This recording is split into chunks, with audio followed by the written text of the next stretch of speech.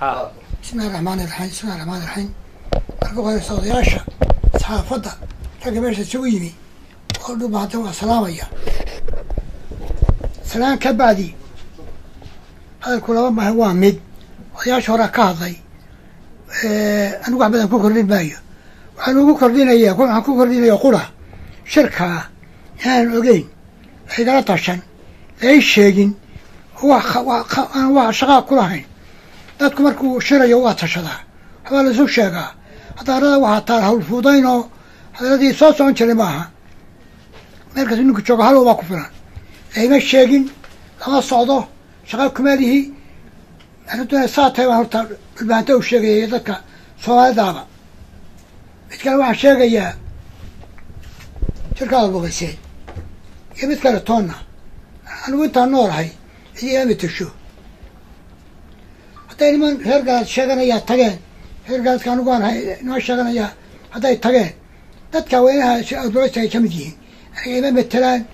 saxiix igama bixin karaan maandheed igama haystaan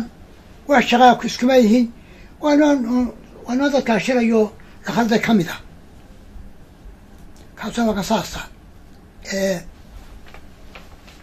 haddeerna waxaan dhibaato u sheegayaa iyo dad kaloo gacalkaaba shirkaa annagu aanaan ogolayn oo shaqo ku lahayn oo nala ku naanaysin oo saasayna loonan mid kale ragga waayeelkii waa yaqaanin dadku markuu shirayo qabiil yahay shirka muddaa la wadaa waa iswargeliyaa yaa ka maqan baa la yidhahdaa yaa wax ku hidhayn baa la yidhahdaa shirka hargeysaa laga soo maamulay qabiilkuma maamulin hargeysaa laga soo maamulay waxaa la keenay hub baa la keenay dadka waa layii haddaydan haa wada oran waxbadaa la dhacayaa baa la yidhi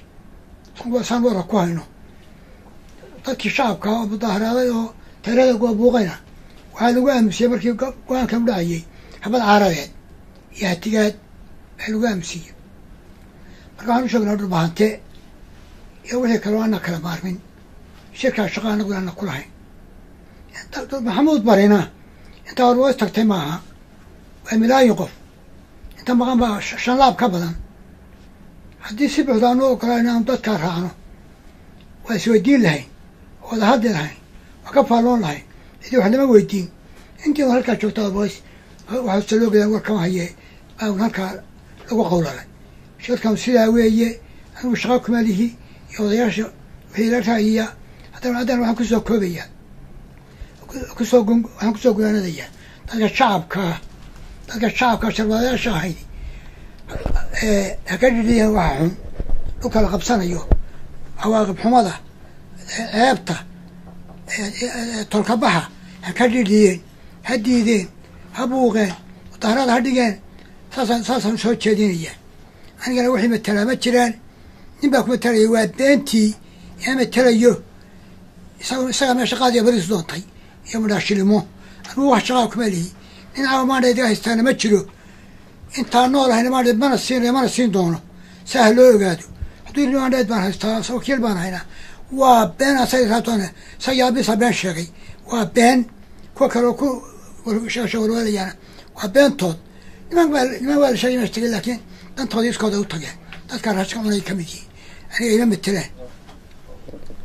intaa waxaan ku darayaa waa tii baaqi la jeediyey garaadka taasi aan ka diray markaa meel ka diraan weynay waxaan kaloo ku darayaa labada reer oo isku baaba'ay ha joojiya dagaalka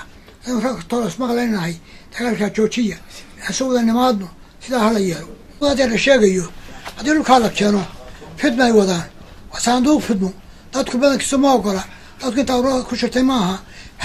dadka halgada dhulka ayaan la gubin yaan dhulkaa la gubin sanduuqa ayaan la keenin dadka yamadaha la isu gelin dad iska soomaaliya wadankiisa wada joogo bisa qaar waa cabaya dadku ahay yaan dhibaato la gelin haddii hadda nin ku dhinto waxay noqonaysaa yaa reer hebeleh kaa hala joojaan leeyahay dhulka ayaa nalaka geyn nalaka jooj